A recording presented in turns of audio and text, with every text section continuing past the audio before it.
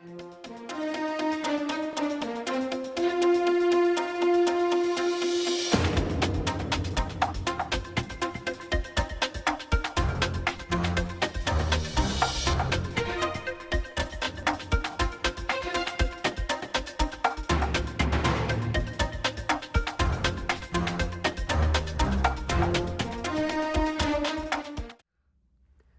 and welcome to our show. Today's guest is Harold Rhodes, who is running for the two-year term seat of the Board of Selectmen that's open in Milford's April 4th town election. Harold, welcome to the show. Welcome to the show, Harold. Thank you very much. So we've got a real tough question for you, and that's, Harold, why are you running for selectman?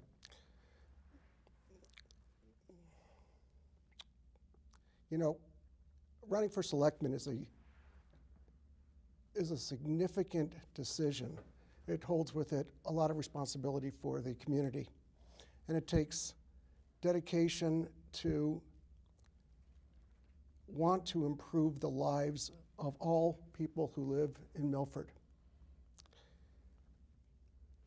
You know me well, you both know me well. Marcia and I moved to Milford in 1980 after I graduated Harvard Business School and grew up in high tech until 2002. Fortunate to be associated with a number of successful high tech companies.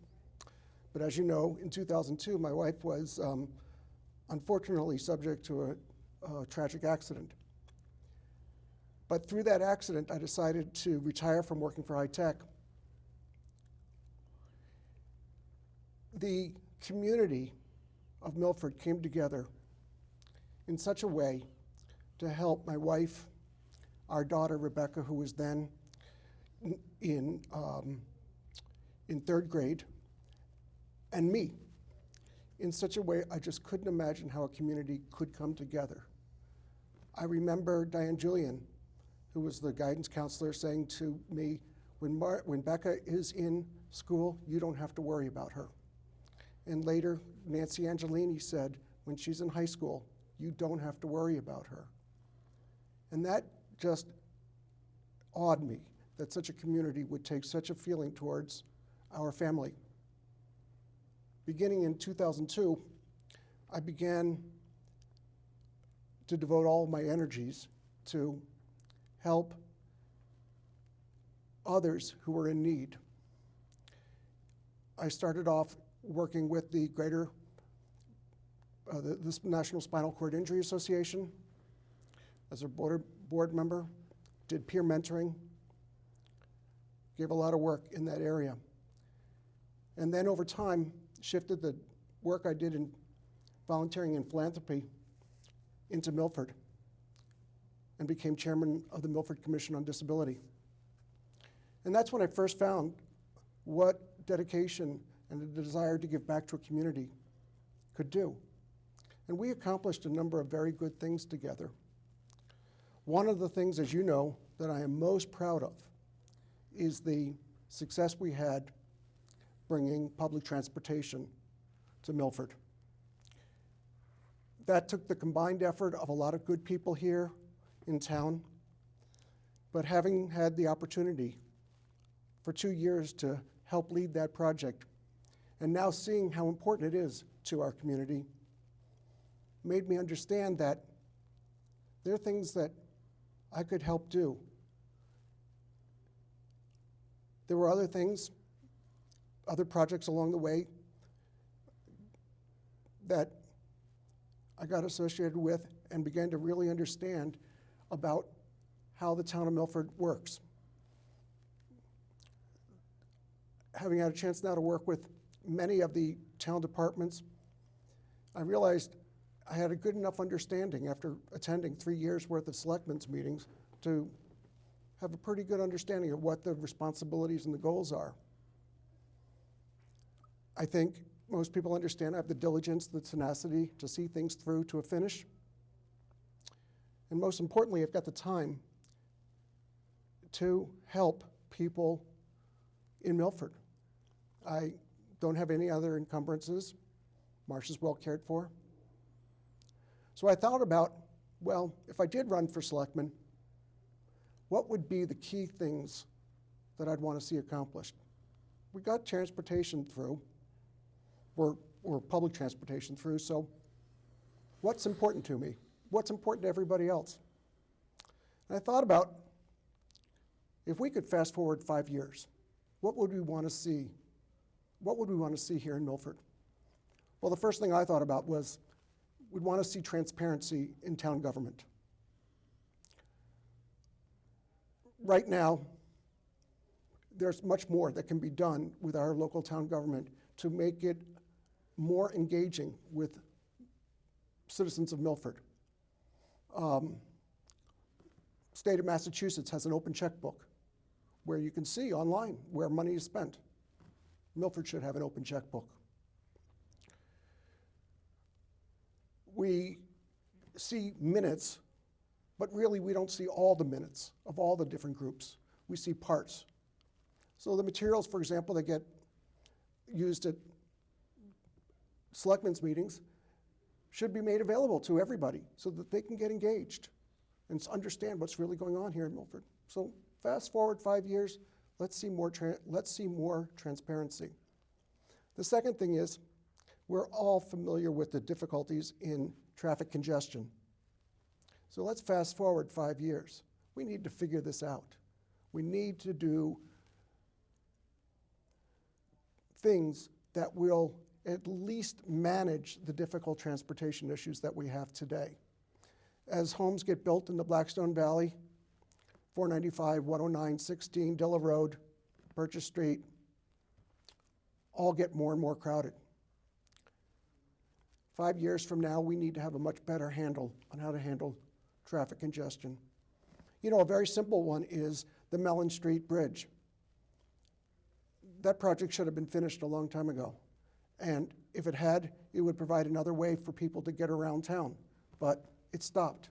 Well, you're forgetting there's another town involved. I know, but it should be worked out with, Right. with that because it works for both sides. It's just a way to avoid going through downtown Milford. Right. So there are those and other projects that can, at least over the next 5 years, alleviate traffic.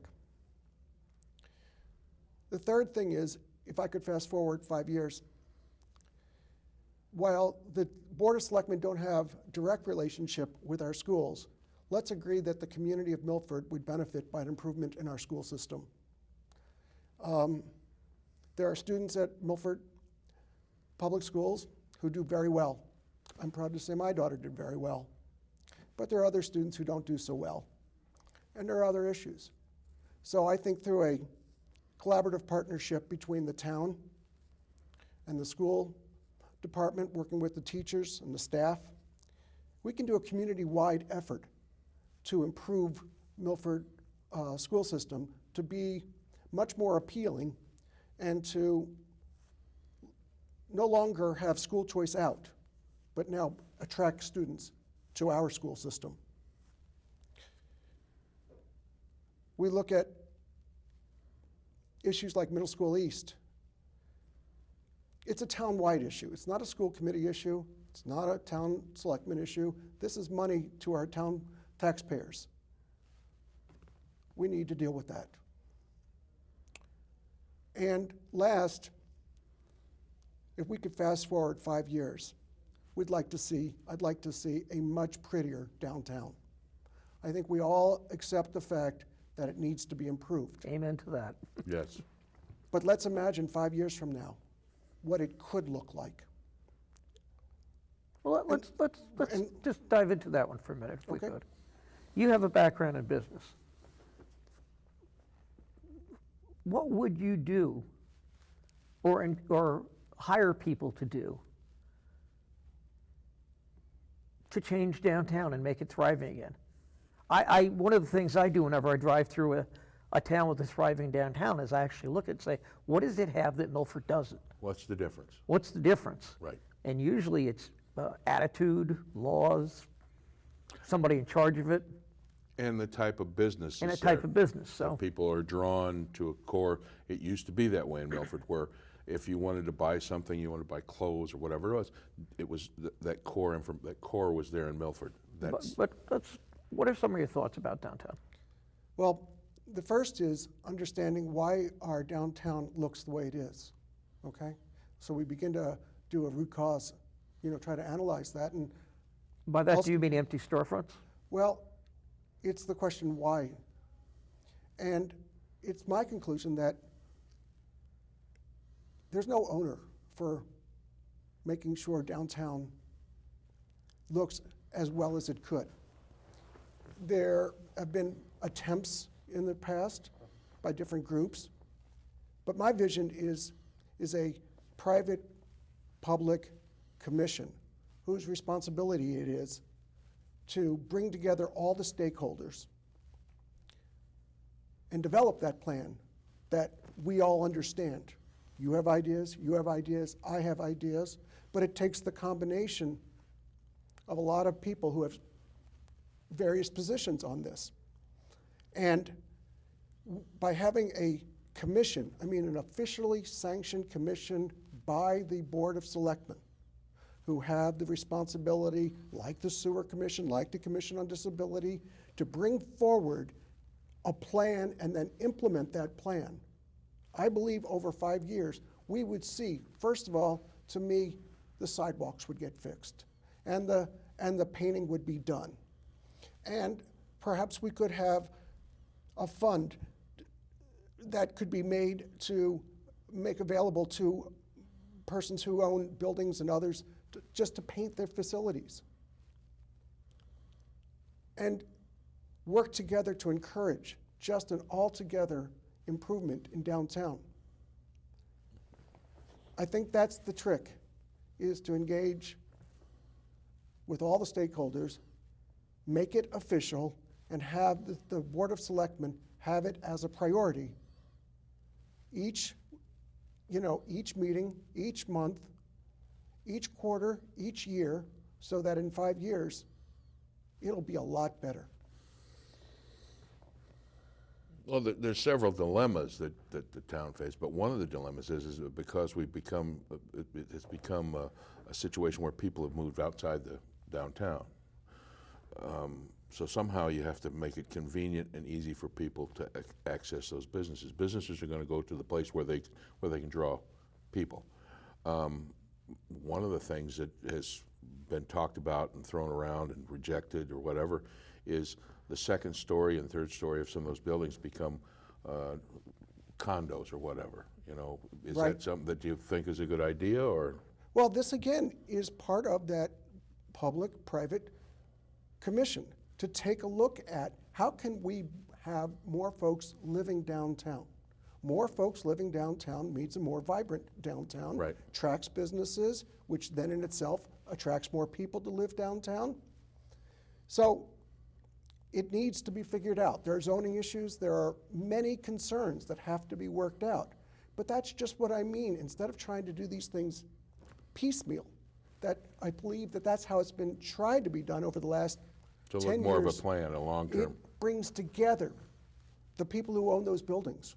It brings together people who might want to live downtown. It brings together the different departments in town hall and figuring out how do we accomplish this in a way that is acceptable? Because other communities do this. And we've all seen those kinds of communities, so we know it's possible. This is like the bus transportation, just a matter of will. It's just a matter of dedication in solving and bringing a solution to improve the lives of folks who live here in Milford. Okay. One of the things that, and because both Kevin and I have served in public office, I still do, and Kevin does, both have been selectmen for some time and involved in schools. One of the things that I've discovered over time is that people need to understand when they move into a public elected position, their goal is to find that spot where everybody wins a little. This side gives, and this side takes, and this side gives, and that's so. Someone who's in public office, their job is to navigate that gray area. Now, if you're an advocate for something like you were with the buses, you're on this side of the fence. Do you feel comfortable in working that spot where it's a gray area, where you have to navigate that middle ground to get people to cooperate? Is that something you feel comfortable in doing? Well, Al, I think you put your finger right on the challenge of being a person in public office, is to understand that there are competing needs and to understand that there are different perspectives and expertise that are brought to a solution. But, you know, first, while I was an advocate for public transportation, what we ended up with wasn't what I originally had thought of. It was the combination of a lot of people's input, chief of police, the highway surveyor, everyone, all the stakeholders. And in the end, we came out with a plan that was good for everybody. Another one was, you know, I worked hard on bringing accessibility improvements to Milford Regional Hospital. And there were certainly lots of things that I would have liked to have seen done, but we compromised, saw the things that needed to be done, other things didn't need to be done, worked a good plan. The hospital, very satisfied, and has already completed nearly all of those projects, significantly enhancing the hospital for persons with disabilities. So that's yet another. We sat, just to go specific to that, we sat in one of the large conference rooms at the hospital, and we just worked through every one of the open issues. Gave a little, sometimes gave a lot, sometimes the hospital gave a little, sometimes they gave a lot. But by the end of that meeting, we had an agreement, and we were all happy with it. And then I was proud to watch the hospital so quickly implement the agreement. And there you go. That's an Great. example of seeing that you have to bring in everybody's perspective and expertise and needs. But what do you do? Let's go to the Mellon Street Bridge, where some things are out of control. My understanding is that for years, the people of Hopedale were very happy to keep the bridge closed because they didn't want the traffic that used to cut across it up to Bear Hill going through that small residential street. So when the bridge finally became out of service, they were happy to see it shut down. I happened to have used it back in the day when it was a shortcut to Bear Hill, and I worked at Waters, and it was a good way of getting there. But now we have at least their administrator is talking to our administrator. We don't know if their selectmen will be interested in talking to it. But what do you do when the other side just is, we don't want to do this? Well, I think it's fortunate in the case of specifically Mellon Street Bridge. The beginning of the discussion is being held, Right. right? We're no longer at a complete stop. The administrators are talking. I think the selectmen on the Hopedale side understand that it's an important project. And I think that they are as affected by traffic as any community is these days. Right. It's one of those things that requires everyone giving a little bit to make it work well. We could make that Mellon Street Bridge 20 miles per hour. New law says we could bring it down to 20 miles per hour. If the town of Hopedale wants to set a policeman there and make sure that everybody goes at 20 miles per hour down the whole road, I hope they do, because I hope they do too. But that's the way they could control what they perceive as a potential problem. Well, you're right. People do have to give. You know, the 140-16 intersection at the hospital is slated to be rebuilt in the next year or two, and obviously the hospital is going to lose a little land. The people on all four corners are Yes. going to lose a little land, so the turning lanes could go in. Right. But the end result is that traffic bottleneck will be eased. Hopedale asked for and got Milford's letter of support so they could do the same at the next traffic light up in their town. So obviously there's mutual things there. But there are some roads, like what are you going to do about East Main Street that jams up every afternoon and evening? Short of, you know, ripping down the houses to make the 2-lane road a 4-lane road, you're stuck with what you have there. Well, these are difficult issues because they've been built up over 50 years of Right. growth in our area and now through the Blackstone Valley. I mean, there is no silver bullet that's going to automatically relieve congestion. Right, But it the will only way be- to the Blackstone Valley towns is to get off 485, whether it's in Hopkinton or Milford or Bellingham or even Franklin, And all those routes are jammed in the morning and night. nightmares. So Nightmares. all we can do then are continually improve different areas as best we can, and then over time attract the interest of the Department of Transportation into doing some significant improvements. And I think we are all keen on the idea of finally making Beaver Street two-way. Now that's going to be a Out to very- 109. Yeah. Right. That's going to be a very difficult thing to accomplish. You need the federal government's permission. But imagine 5 years from now or 7 years from now, and it is two-way. A lot of the traffic that just goes down 109 to turn left on Birch could just go straight down. That is quite true. Beaver. And those trucks that go to Amazon or all those would not be slowing down traffic. Not a panacea, but a small step forward. Okay. All of these things are good ideas, and there are good ideas across everywhere. We just need to have the will to take these good ideas And a champion for them. and a champion for them through the Board of Selectmen to make them happen. And over time, sure, we will make things better. And then, longer term, the Southwest DOT region will need to really consider how to improve transportation. One small idea is we bring a fast bus from a municipal parking lot down 140 to Franklin Street or Franklin commuter. Do you see? So we go to the big lots, right? We have parking there. You park there. You don't have to park at Franklin lot. You take a bus right down Route 140 so you can take the commuter train. If we could do that, think how many cars would get off the highway and how much more satisfying it would be for people. Look, I can park, pick up the bus, walk onto the train and go, And go to Boston or wherever you want to go. or wherever you want to go. And going back 30 years ago, there was an effort to bring that computer rail from Franklin to Milford. Well, you know, while probably impossible to do, it's still the right attitude of how do we get cars off the streets? How do we get people to their destinations without using an automobile? So it's transportation infrastructure in many different places.